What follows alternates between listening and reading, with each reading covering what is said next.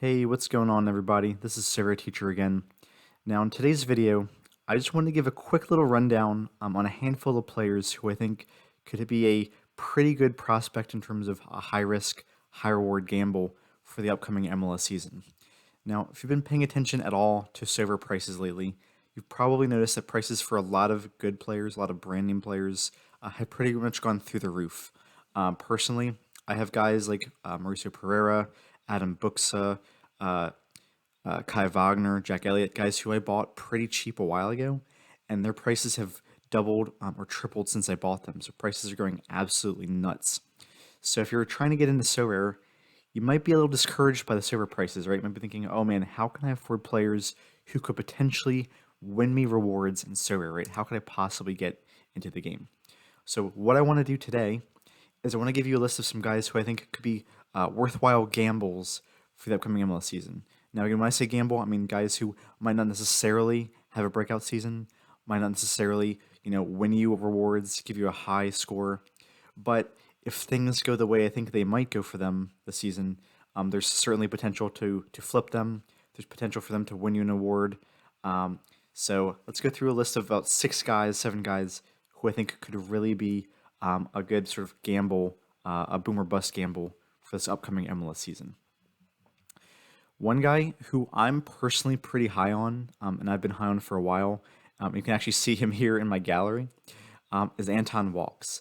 Now, Anton Walkes for Atlanta United, he's now with Charlotte FC, the new team, the expansion team. He was a pretty important cornerstone in the center of their defense.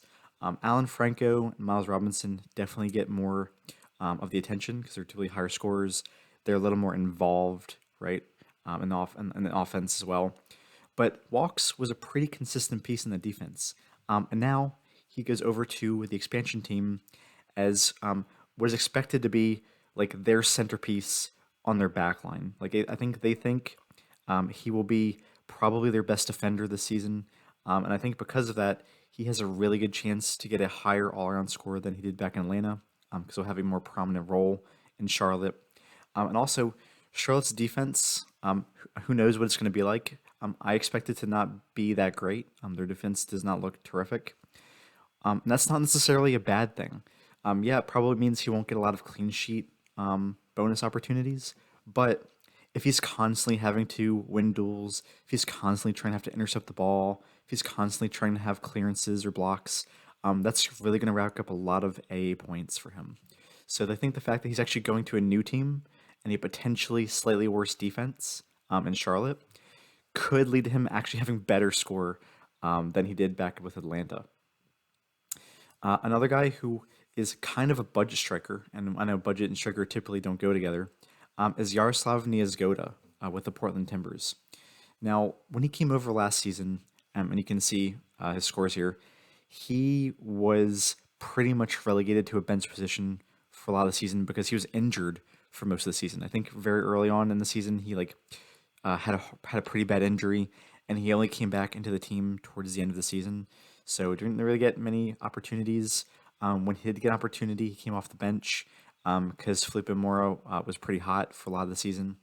However, this year he is healthy. He is in contention for a starting role in the lineup. Felipe Moro, it is not a given that he will be their number one. He kind of faded pretty hard into the end of last season.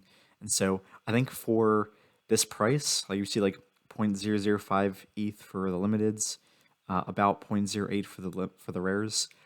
He might be a decent flyer or a decent hold if he can, effectively win that starting position because he's actually a pretty clinical striker. Actually, if we look at his stats, like on FBRF here, which is my favorite site for comparing and contrasting players, you can see that when he did get chances when he was healthy, which was again not common, it was not often that he was healthy, but when he did get chances, he was actually pretty productive in terms of his expected goals. He was expected to have like a goal every other game or so, which is pretty good. So for that price, if he can sort of winning starting slot in that offense, I personally think zero point zero 0.08 could be a steal. And again, like I said, it's a very big gamble. There's no promise that he could be an all-star or take over from Mora, but I think he's certainly fighting for that starting spot more than ever before this year. Another guy who I think could be an interesting pick, and you can see he's only about 0.07. Last time he sold was 0.07, so it's pretty cheap, is Andrew Gutman. Now, he played for the Red Bulls. He's at Atlanta, but he was at the Red Bulls on loan. And he had a pretty consistently good season for the Red Bulls. He was a pretty important part of that defense. And now he comes back to Atlanta. He's expected to replace George Bello, who just left to go to the Bundesliga. I think he went to Armenia Bielefeld, or however you pronounce that team. And so if he is ended up actually taking over for Bello, he's probably going to be worth more than he is right now. That's a high-flying offense, right? You have Joseph Martinez. You have Thiago Almada, I believe, is coming in to replace Barco. You have Moreno. You have Araujo. So a lot of really talented players in the offense. And if he can push that ball to the field, if he can get that ball into the final third, I think he's got a solid chance of getting a handful of assists or decisives if he's actually in a starting role with Atlanta. Another pick that I think is definitely safer than some of the others, and as a result, a little more pricey. You can see he's sold for about 0.09 ETH. So one of the pricier guys on my list for today is Sean Davis. Sean Davis, another ex-Red Bull guy like Gutman, just transferred to Nashville. Now, here's why I really like him. For this price, which is, again, pretty dang cheap for a midfielder, for a starting midfielder, he pretty much plays every single game and every single minute of every game. Incredibly consistent scorer, incredibly consistent player. He is one of the best players in terms of getting interceptions, tackles, things like that. He's incredibly active on the ball. I think if you look at his stats, I don't have him pulled up right now, but he's one of the few midfielders who typically has the best chance of getting a triple-triple, which is amazing for your all-around score. It's really how you get a high score for guys like midfielders. And so I think the fact that he's going to a better team in Nashville, again, it depends on how they use him, but presumably they'll continue to use him as kind of like a defensive midfielder role. But I think for this price, you're getting a guy who's probably going to be, getting utility in the playoffs, because Nashville should be a playoff team in my opinion. And so, a guy who plays every game, plays almost every minute of every game, guy's probably going to get playoff utility.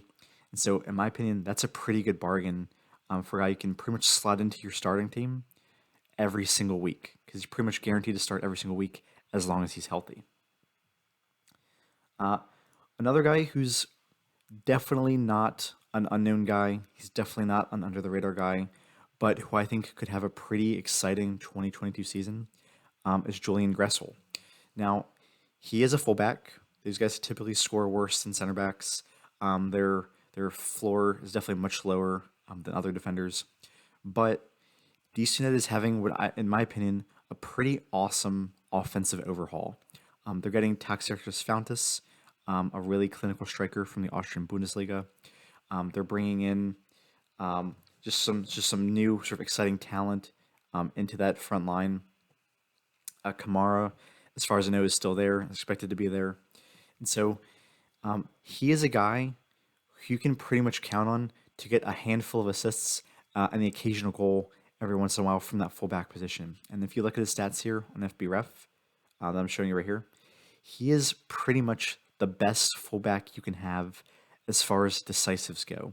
In terms of getting that ball upfield, getting that ball to the strikers, getting the ball launched or crossed into the box, you really can't find a guy who's better at that than Julian Gressel. Again, he's a little on the pricier side.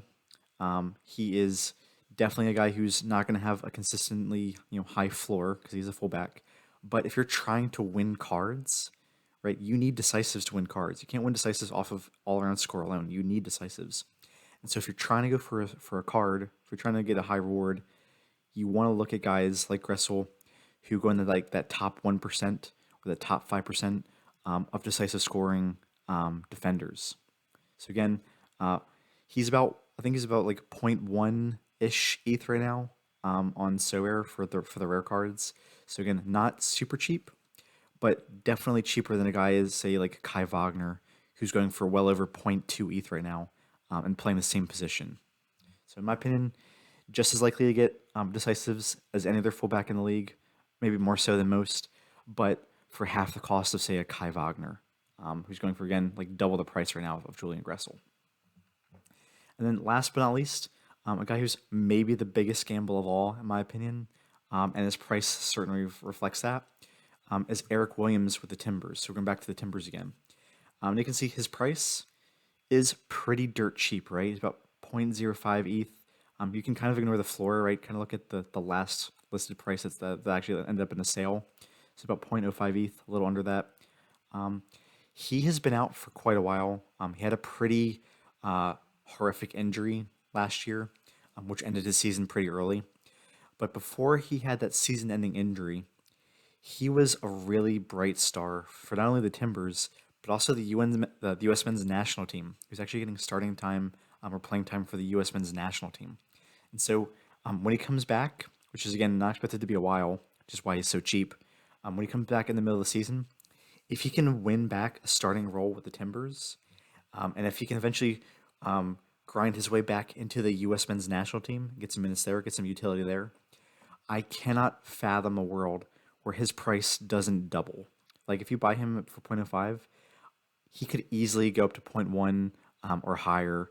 If he can, again, actually break his way back into the starting team of the Timbers, get some minutes for the U.S. national team.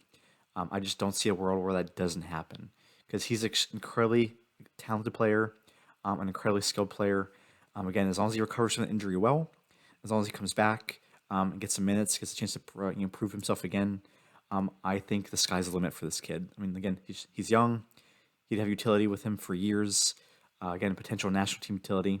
So again, very, very high gamble, but the reward could be tremendous if you're buying Williamson at this price, at his current price right now. So that's all I got for you today. If you disagree or agree, please let me know in the comments. If you think there are some guys who I left off this list who think it might also be other good high risk, high reward gambles, please let me know in the comments as well. And I will see you next time on Sorare Teacher.